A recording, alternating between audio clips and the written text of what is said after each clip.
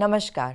ગુજરાત શૈક્ષણિક સંશોધન અને તાલીમ પરિષદના માતૃભાષા સંવર્ધન કાર્યક્રમમાં આપ સૌનું હાર્દિક સ્વાગત છે.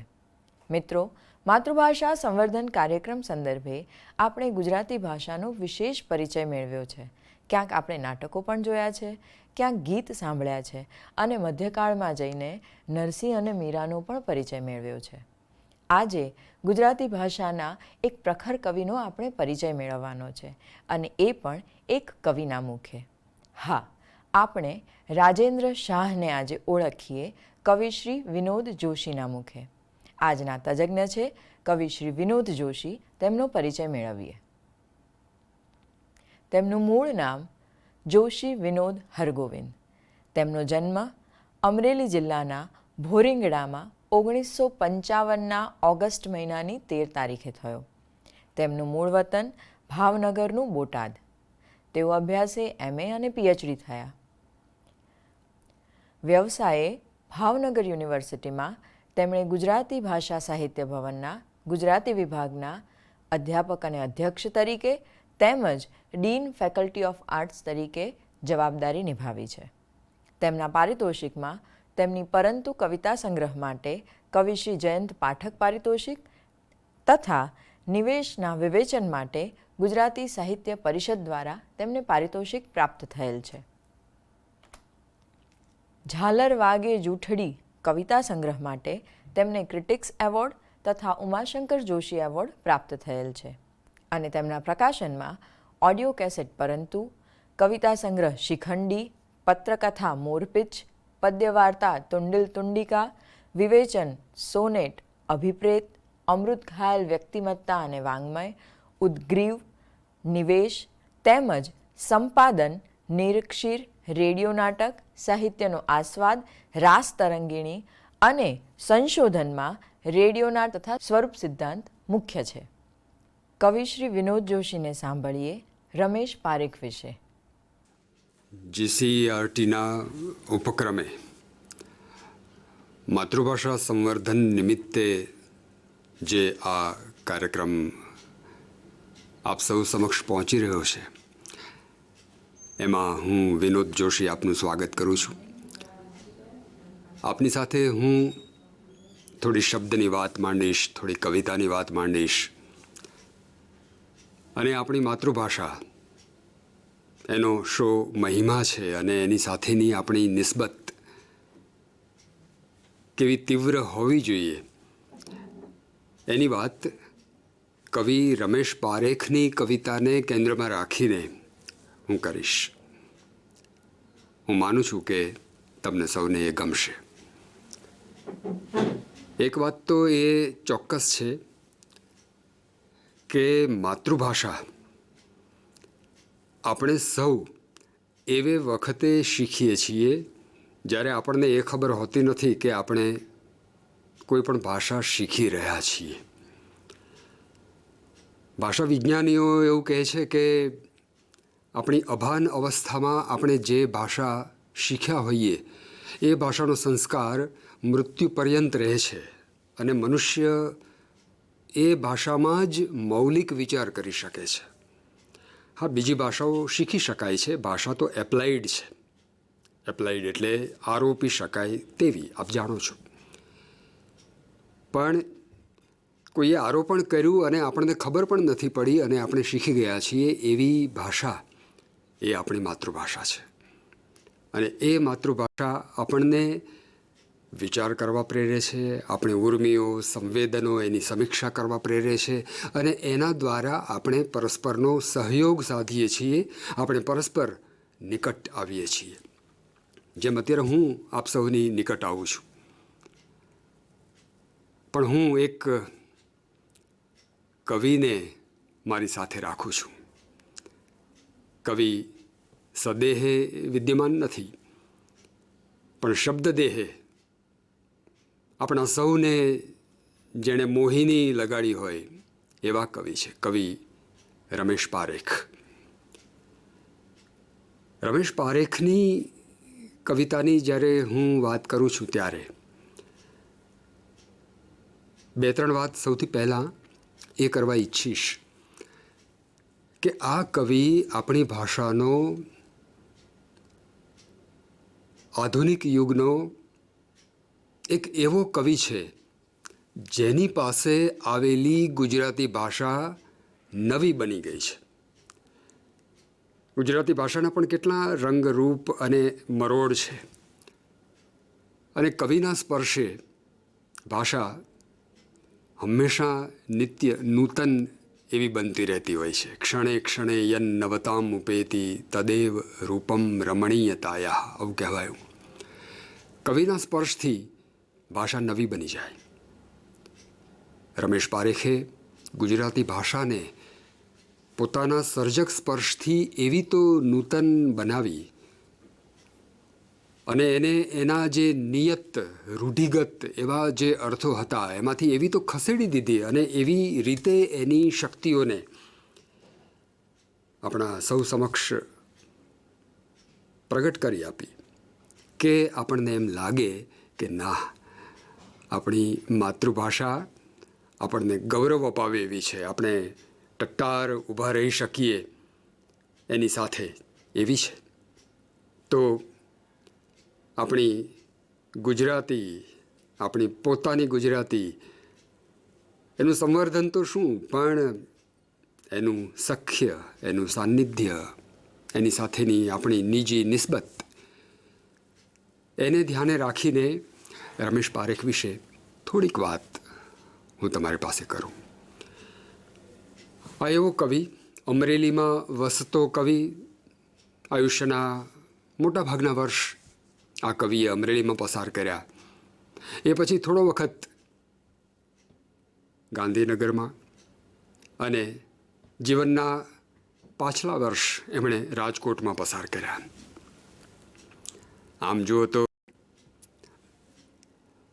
ભાષાના જુદા જુદા સ્તરો સાથે વ્યવહારમાં તો એમણે અલગ અલગ રીતે મુકાવાનું બન્યું, પણ એની કવિતાની ભાષાના કેવા કેવા રંગો છે, કાવ્યના જે સ્વરૂપો છે, ગીત, ગઝલ, અછાંદસ કવિતા કે વૃત્તબદ્ધ સંસ્કૃત વૃત્તોમાં લખાયેલી રચનાઓ, આ બધામાં રમેશ પારેખની ગતિ છે.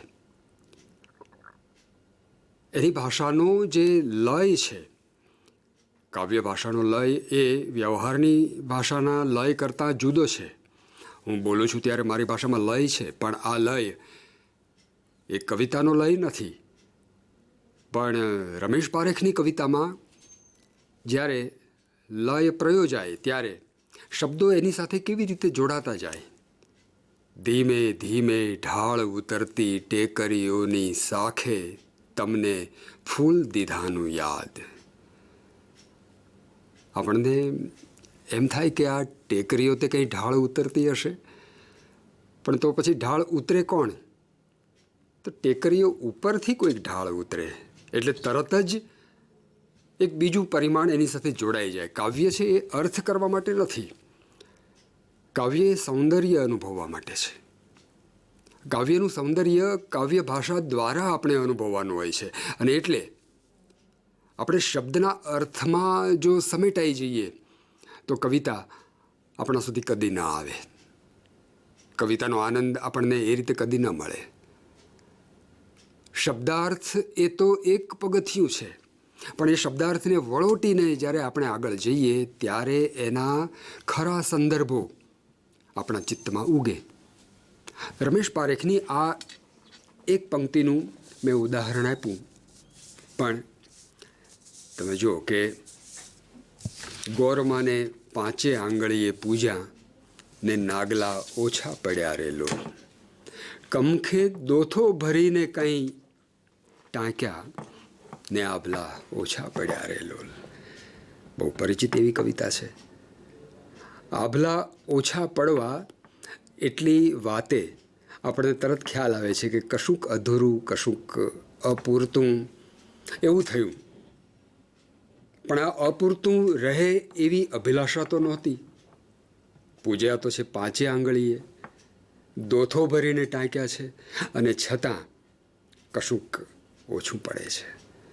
મનુષ્યની અભિવ્યક્તિની ઈચ્છા અને પૂરા અભિવ્યક્ત ન થઈ શકાય, પૂરેપૂરું પ્રાપ્ત કરવાની ઈચ્છા અને પૂરેપૂરું પ્રાપ્ત ન કરી શકાય, આ જે અજંપો છે એ અજંપાને ઓછા એવા શબ્દથી અહીં કવિએ મૂકી આપ્યો. દરેક કવિતાની એક કૂંચી હોય, એ જો પકડાઈ જાય તો બાકીના બધા જ શબ્દ, બાકીના બધા જ એના કવિકર્મના પ્રયોજન એ આપણને તરત પકડાઈ જાય. રમેશ પારેખની કવિતાની ભાષા એક એવી મોહિની લઈને આવે છે કે આપણને એમ થયા કરે કે એ સાંભળ્યા જ કરીએ. એમાં કોઈક અપૂર્વતા છે. અપૂર્વતા એટલે અત્યાર સુધી આપણે પ્રયોજતા રહ્યા હોઈએ અથવા પ્રયોજાયેલી સાંભળતા રહ્યા હોઈએ એના કરતાં જુદી રીતે વાત કરવાની ઢબ, શૈલી, તરીકો. રમેશ પારેખ આવું કેવી રીતે કરે છે? જો એક કાગળનું એક કાવ્યનું ઉદાહરણ આપણે લઈએ. આમ તો આપણે ઘરમાં ખીંટી હોય, ખીંટી ઉપર કશુંક ટાંગેલું હોય એવું કલ્પી શકીએ. રમેશ પારેખ એક એવી કલ્પના કરે છે કે એક ઘર છે, એક ખીંટી છે અને ખીંટી ઉપર એક ઓઢણી ટાંગેલી છે. હવે ઓઢણી અને ખીંટી એ બંને વચ્ચેનો પરસ્પર નાતો કેવો છે? એક ટેકો આપે છે અને એક ટેકો લે છે. એક આધાર આપે છે અને એક આધારિત છે. કાવ્યની શરૂઆત કેવી રીતે થાય છે? ખીંટીએ ઓઢણીને પૂછ્યું કે ક્યાં હાલ્યા? આનો અર્થ એ થયો કે ઓઢણી ખીંટી પરથી સરી ગઈ. હવે ઓઢણીને તમે આધારથી છૂટી પડી ગયેલી જ્યારે જુઓ છો ત્યારે આધાર પોતે બોલે છે કે ક્યાં હાલ્યા? અને ઓઢણી શું કહે છે? ઉડવા. ઓઢણીને પાંખો નથી, પણ એને ખીંટીએ વળગી રહેવું ગમતું નથી. એની ઈચ્છા તો ઉડવાની છે, પણ જેવો એ ઉડવાનો પ્રયત્ન કરે છે કે તરત ખીંટી એને વારે છે અને કહે છે નહીં, મને કહેવું જોઈએ, મને પૂછવું જોઈએ. આ જે શાસન અથવા તો ઓઢણી સ્વયં કશું ન કરી શકે, એણે ન કરવાનું હોય, આ પ્રકારની એક આખી વાત એ પ્રતિકાત્મક રીતે અહીં આવી. ઓઢણી ખીંટી પરથી સરી પડે અને ઉડવા માટેનો પ્રયત્ન કરે અને એને જવા ન દેવાય એવી ખીંટીની જે ઈચ્છા છે, અભિલાષા છે, એ હવે તમે એક એવી ષોડશી, એક એવી યુવતી કે જે ઘરમાંથી બહાર નીકળવાનો પ્રયત્ન કરે છે પણ એને કોઈક રોકે છે, એના સંદર્ભમાં વિચારો એટલે આ આખી કવિતા એક જુદા પરિમાણને પ્રાપ્ત કરે અને નવી રીતે સમજાવવા લાગે. હવે આપણને ઓઢણી કે ખીંટી નહીં, પણ આગળ કંઈક બીજી વાતથી એ બધું સમજાવવા લાગે. જો કેવી રીતે છે? ખીંટી બોલી કે તને અધવચ્ચે ઝાલશું, તો ઓઢણી કે હવે ઝાલ્યો ઝાલ્યો. હવે જો આ ભાષા, આ કાવ્ય ભાષા છે પણ વ્યવહારમાંથી લીધેલો શબ્દ છે અને કવિતામાં કેવી રીતે ગોઠવાઈ ગયો, કેવા લયમાં એને સમુચિત રીતે રમેશ પારેખે મૂકી આપ્યો. ખીંટી બોલી કે તને અધવચ્ચે ઝાલશું, તો ઓઢણી કે હવે ઝાલ્યો ઝાલ્યો. ઓરડાએ કીધું, અલી મારી મરજાદ રાખ, હું તને કઈ પાથી સાલ્યો. પ્રશ્ન ખીંટી પણ કરે છે ને ઓરડો પણ કરે છે કે તારે જવાય નહીં, તને જવાની ઈચ્છા કેમ થઈ? ના, નહીં જવા દઉં, ના નહીં, એમ કહી હિંચકાએ માંડ્યું કીચુડવા. ખીંટી, ઓરડો, હિંચકો, આ બધા હવે ઓઢણીને રોકવાનો જે પ્રયત્ન કરે છે. ઓઢણી તો કોઈને કહ્યા વગર નીકળવા માટેનો પ્રયાસ કરતી હતી, પણ કેટલા બધાની આંખો એની સામે છે. આપણા ઉપરનું જે આ એક વજન છે, જે એક ભાર છે, જે એક સકંજો છે, જે આપણને રોકે છે, જે આપણને આપણી રીતે વર્તવા દેતો નથી અને એને કારણે આપણી જે ઉર્મિ છે એના ઉપરનો દાબ અથવા ઉર્મિને અનુકૂળ આપણે ન થઈ શકીએ એ પ્રકારની આપણી વાસ્તવિકતા, નિયતિ, આ બધાનો કેટલો સૂક્ષ્મ એવો અણસાર આપણને આટલી વાત પરથી આવે. ઓરડો મારી મરજાદ રાખે એમ બોલ્યો. હિંચકો એમ બોલ્યો કે ના, નહીં જવા દઉં, એમ કીચુડ કીચુડ કરતાં જાણે એ બોલી રહ્યો છે. ઉત્પ્રેક્ષાનો કેવો લાક્ષણિક રીતે વિનિયોગ કવિએ કર્યો અહીંયા. હવે જો આગળ ઉંબર બોલ્યો કે હું તો આડો નડીશ. તે ઓઢણીએ કીધું તને ઠેકશું. હવે એનામાં આત્મવિશ્વાસ પ્રગટ્યો. આ બધા રોકી રાખે છે, પણ ઉંબરને તો એ કહી દે છે કે તને ઠેકશું. તું રોકી રાખીશ, તું મને વારીશ તો હું રોકાઈશ નહીં. તને ઠેકશું. ફળિયું કે અર જે ખીટી પર હતી એ ઓરડામાં હિંચકેથી ઉંબર સુધી આવી ગઈ. એનાથી હવે આગળ ફળિયું ત્યાં સુધી એ આવી ગઈ. ફળિયું કે અરર. હવે જો આ કેવો શબ્દ છે. વાત વાતમાં આપણે જે શબ્દ બોલતા હોઈએ એનો કવિએ કેવો કાવ્યોપકારક ઉપયોગ કર્યો. આ કાવ્યોપકારક શબ્દ અઘરો છે, પણ આ તો આપણે એની જરા વિવેચના પૃથક્કરણ કરી રહ્યા છીએ એટલે. પણ કાવ્યને એક એવો મહત્ત્વનો એક રંગ પૂરો પાડે છે. કે છે ફળિયું કે અર તો ઓઢણી કે મર, તને પાંચીકા જેમ ક્યાંક ફેંકશું. હવે એને પેલા જે શૈશવના રમત રમ્યાના જે ઉલ્લાસ છે એ બધા જાણે ખીટી ઉપર બંધાઈ ગયા એવી જે પ્રતીતિ હતી એ પાછી યાદ આવી. પાંચીકા જેમ ક્યાંક ફેંકશું અને બહાર નીકળી ગઈ તો. અને બહાર નીકળતા હવે શું થયું? વાયરો અડ્યો. આ વાયરો છે પ્રકૃતિ છે. ખીટી પ્રકૃતિ નથી, હિંચકો પ્રકૃતિ નથી, ઓરડો પ્રકૃતિ નથી, ઉંબરો પ્રકૃતિ નથી. પણ ફળિયામાં આવે અને ફળિયાને કે મર, પેલું અર એમ કે એના જવાબમાં કે મર, અને વાયરો આવે. પ્રકૃતિનો સ્પર્શ થાય અને એ સ્પર્શ થતાં જ જાણે એને કોઈક પોતાની ઉર્મિ સાથે જોડાઈ ગયું હોય અને એક તીવ્ર આવિર્ભાવથી એ કહી ઉઠે. વાયરાએ કીધું કે હાલ બાઈ ચોંપ રાખ, અમે તને નહીં દઈએ બુડવા. વાયરાએ શું કહ્યું કે અમે તો તને અમારી સાથે લઈ જઈશું, તને તરતી રાખશું. અને એ રીતે પ્રકૃતિ મનુષ્યને કેવી રીતે જગ્યા આપે છે, માગ આપે છે, અવકાશ આપે છે, એની આખી વાત અને સંસ્કૃતિ એ કેવી રીતે રોકી રાખે છે. આપણી ઉર્મિઓ ઉપર કેવો દાબ મૂકે છે, કેવો એક સકંજો આપણા ઉપર એ જમાવે છે, એની વાત. હવે તમે જુઓ કે આ ભાષણની રીતે જો કહેવાયું હોય તો આટલી અસર ન કરે, પણ એક ઓઢણી અને ખીટી એના માધ્યમથી કવિએ આટલી સુંદર રીતે એ વાત મૂકી આપી. આપણને એમ થાય કે આપણી ભાષા પાસે આટલું બધું બળ છે. આ જે વ્યવહારમાં બોલતા હોઈએ એ બધા શબ્દો કાવ્યમાં આવે અને એ ઉપકારક રીતે આપણને અસર કરે, એ રીતે આપણે એની મોહિનીમાં ખેંચાઈ જઈએ, એવી રીતે પ્રભાવક બને. કવિ રમેશ પારેખની કાવ્ય ભાષાની આ ખૂબી છે. એવી ખૂબી એમની અનેક રચનાઓમાં આપણને જોવા મળે. આ કવિએ મીરાને કેન્દ્રમાં રાખતા કાવ્યો લખ્યા. આ કવિએ આલા ખાચર નામના એક કલ્પિત પાત્રને કેન્દ્રમાં રાખીને ઠઠ્ઠા કેરિકેચર પ્રકારના કાવ્યો લખ્યા, જેમાં બહુ જ ઊંડા એવા કટાક્ષો હોય. આ કવિએ ગઝલો લખી. કેટલી સીધી સાદી ભાષામાં વાત થતી હોય, પણ કેટલી ગંભીર એવી એમાંથી અસર ઊભી થતી હોય. સડકની વચ્ચોવચ્ચ સાવ કાગડો મરી ગયો. આમ જુઓ તો એક વાક્ય જ છે, પણ એ ગઝલની પંક્તિ છે. સડકની વચ્ચોવચ્ચ સાવ કાગડો મરી ગયો, ખુલ્લે ખુલ્લો બેનો બનાવ કાગડો મરી ગયો. આ કાગડો મર્યો કે એનું કાગડાપણું મર્યું?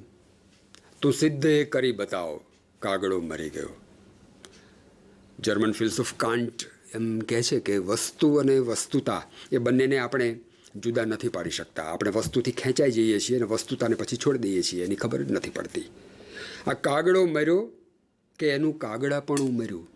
તમે જુઓ, કવિ આ આખી વાતને અનફોલ્ડ કરે છે, ખોલી આપે છે. શું કામ જઈને બેસતો એ વીજળીના તાર પર, નડ્યો છે જોખમી સ્વભાવ કાગડો મરી ગયો. કાગડાને કેન્દ્રમાં રાખીને આ રીતે જુદા જુદા સંકેતો કરીને એણે આપણને એક નવા જ વિચાર દ્રવ્યની ઉપલબ્ધિ કરાવી. આપણને ઘણીવાર એમ થઈ આવે કે ખરેખર આ કવિતા એ કાગડાની કવિતા નથી, પણ સમગ્ર મનુષ્ય જાતની કવિતા છે, મનુષ્ય સ્વભાવની કવિતા છે. કેટલીક વાર આ કવિ કેવા અપૂર્વ કલ્પનો પ્રયોજે છે. શું હવામાં ખડિંગ ખડિંગ, હવા અને ખડિંગ એવો શબ્દ છે. શું હવામાં ખડિંગ ખડિંગ ખણખણે છે? હવામાં ખડિંગ ખડિંગ ખણખણવું એ આખી વાત જ સાવ નવી છે. ઝાડની નીચે તડકા છાયા પોતપોતાના ચાંદરણાનું ધન ગણે છે. ચાંદરણાનો ખખડાટ આપણે સાંભળ્યો નથી, એ તો જોઈ શકાય છે, પણ ઇન્દ્રિય વ્યત્યય કરીને એને આખો કાનનો વિષય બનાવી દીધો. જાણે એ ચકરડા પડ્યા છે, જાણે એ સિક્કા પડ્યા છે, અને એ બધા તડકો અને છાંયો ગણી રહ્યા છે કે કોના કેટલા, આટલા મારા, આટલા તારા. આ આખી વાતને કવિએ વિલક્ષણ એવી કાવ્ય ભાષામાં આમ મૂકી આપ્યું. ખ્યાલ આવશે કે આપણી ગુજરાતી કેટલી સમૃદ્ધ છે. તડકા છાયા જેવા શબ્દ હોય, ખડિંગ જેવો શબ્દ હોય. રમેશ પારેખના એક કાવ્ય સંગ્રહનું શીર્ષક જ ખડિંગ છે. અને પોતપોતાનું ધન ગણે છે, એ મનુષ્ય વૃત્તિ, એને પ્રકૃતિ સાથે જોડીને આખું એક સમાધાન રચી આપ્યું. અને એ રીતે એક સમીકરણ પાસે આપણે પહોંચી શકીએ અને કવિતાનો આનંદ લઈ શકીએ. માતૃભાષામાં રચાયેલું કાવ્ય, કાવ્યમાં રહેલા આ બધા માતૃભાષાની કળને ખોલવા માટેના કવિકર્મના જે કોઈ ઈરાદાઓ, એ બધું જ્યારે આપણે જાણીએ ત્યારે આપણને ચોક્કસ આનંદ આવે. આ કવિ હાથને કેન્દ્રમાં રાખીને શું લખે છે જુઓ. હાથ સુમસામ બની મેજ પર પડેલા છે, અસંખ્ય ઝાંઝવાને સ્પર્શવાથી મેલા છે. ઝાંઝવા, એનો સ્પર્શ, હાથનું સુમસામ હોવું, એક પ્રકારની અલસતા, નિષ્ક્રિયતા, નિષ્કામતા. અને હાથ કે જે કર્તૃત્વનું મુખ્ય કારણ છે, જે કંઈ કરીએ છીએ એ બધું હાથથી થાય છે, અને એ હાથ જાણે શૂન્ય છે. આ હાથ છે ને એના પૂર્વજોએ હાથ હતા, આ વંશ વેલા મૂળથી સડેલા છે. આખી વાત એવી તો વળાંક લઈ જાય કે આપણને પેલી અપૂર્વતાનો અનુભવ થાય. પરિચિત એવો શબ્દ પ્રયોગ, વાક્ય પ્રયોગ એ પંક્તિમાં જ્યારે આવે ત્યારે કવિ કર્મના બળે એ આખી વાતનું એક જુદું જ સોપાન આપણી સામે ખુલે. આંગળી નામની 5 છીનાળ પુત્રીએ સળંગ હાથને બેઆબરૂ કરેલા છે. આ મારા હાથને હમણાં જ ગિરફ્તાર કરો કે એણે તોપના મોં જીવતા કરેલા છે. રમેશ હાથ તાળી દઈ ગયો ભીનો સાબુ. હાથમાંથી સરી જતા સાબુ માટે એણે શબ્દ પ્રયોગ કર્યો, હાથ તાળી. રમેશ હાથ તાળી દઈ ગયો ભીનો સાબુ, ને હાથ ઝાંઝવાને સ્પર્શવાથી મેલા છે. આ કવિએ ગઝલોની જે પરંપરા પ્રાપ્ત એવી છબી હતી એને બદલી નાખી. તું આવે અને આવવાની એવી શરત હોય, હું હોઉં નહીં મારા ઘરમાં, તું જ ફક્ત હોય. વળગી છે ક્યાંક ક્યાંક ખરેલા ફૂલોની ગંધ, નહીં તો શું છે આ ઘરમાં મને જેની મમત હોય. તોડીને ફેંકી દઉં છું તણખલાની જેમ શ્વાસ, હું એમ આપઘાત કરું જાણે રમત હોય. વિચારને અને ઉર્મિને એ બંનેને એક સરખી કક્ષાથી પ્રયોજી શકતા આ કવિ છે. જે કાવ્યમાં ઉર્મિનું એટલું ઉત્તમ આલેખન થયું હોય, એની સામે બરાબર કોઈ બીજા કાવ્યમાં વિચારનું પણ એટલું જ સુંદર રીતે આલેખન થયું હોય. ગઢને હોંકારો તો કાંગરાઈ દેશે, પણ ગઢમાં હોંકારો કોણ દેશે? રાણાજી હવે તારો મેવાડ મીરા છોડશે. 8 અકબંધ તારા ભીડા દરવાજાના ફૂલ જેમ ખુલશે કમાડ, ઓચિંતી સાંઢણીઓ વહી જાશે દૂર, મૂકી ધૂળ મહી ઉડતો મેવાડ. કિનખાબી પહેરવેશ છોડી દઈને મીરા, કાળું મલીર એક ઓઢશે, હવે તારો મેવાડ મીરા છોડશે. આ મીરાનું નાભિનાળથી જાણે અલગ થવાનું એવું વિચ્છેદનું કોઈ કથન કવિ કેટલું ઉર્મિશીલ રીતે અહીં કરે છે. કાગળ હરી લખે તો બને, અવર લખે તે એકે અક્ષર નથી ઉકલતા મને, કાગળ હરી લખે તો બને. ઈશ્વર તરફનો અનુરાગ જ નહીં, આધિપત્ય મીરાની ઉક્તિ દ્વારા આવી રીતે આ કવિ કહે છે. હું તો એમ કહું કે રમેશ પારેખ આપણી ભાષાના એક એવા કવિ છે કે જેની કવિતાએ આપણી ભાષાને સૌથી વિશેષ એવા અપૂર્વ રૂપો આપ્યા છે. એક છોકરી ન હોય ત્યારે કેટલા અરીસાઓ સામટા ગરીબ બની જાય છે. છોકરીનું અને અરીસાનું જે પાસે હોવું, સાનિધ્ય હોવું અને અલગ થઈ જતાં અરીસાનું ગરીબ બની જવું, એવી એક લાક્ષણિક અભિવ્યક્તિ એ કેટલી સરળતાથી આ કવિએ આપણને કહી દીધી છે. વાત એ છે કે ભાષાની શક્યતાઓ, ભાષાનું સત્ય અને ભાષાનું સૌંદર્ય, આ ત્રણેયને જે સમજી શકે છે અને લયમાં, છંદમાં, કવિ કર્મની ઉત્કૃષ્ટ એવી કક્ષાથી જે પ્રયોજી શકે છે, એની કવિતા આપણને બરાબર પહોંચે છે. આ કાવ્યમાં કવિ શું કહેવા માગે છે એ પ્રશ્નથી જરા આપણે હટી જઈએ. કાવ્યમાં કવિ કહેવા માગે છે એ તો વિચાર છે, પણ કાવ્ય પોતે સૌંદર્ય છે. એ કરુણ હોય તો પણ સૌંદર્ય છે, કારણ કે એ આપણા ભાવને ઉદ્દીપિત કરે છે. આ ઉદ્દીપિત થતો જે ભાવ છે એ ભાષાથી ધક્કો મારીને આગળ ઉપર ઉઠેલો એવો ભાવ હોય છે. ભાવને કોઈ ભાષા નથી અને ભાષાને અર્થ હોય છે. એટલે કવિએ કરવાનું એ હોય છે કે ભાષાનો અર્થ ખસી જાય અને ભાષા પોતે ભાવરૂપ બની જાય. રમેશ પારેખની કવિતામાં એવું સર્વાધિક બની શક્યું છે. આપણા સમયના આ એક એવા કવિ છે કે જે અનેક પુરસ્કારોથી પોંખાયા, અનેક એવોર્ડ, અનેક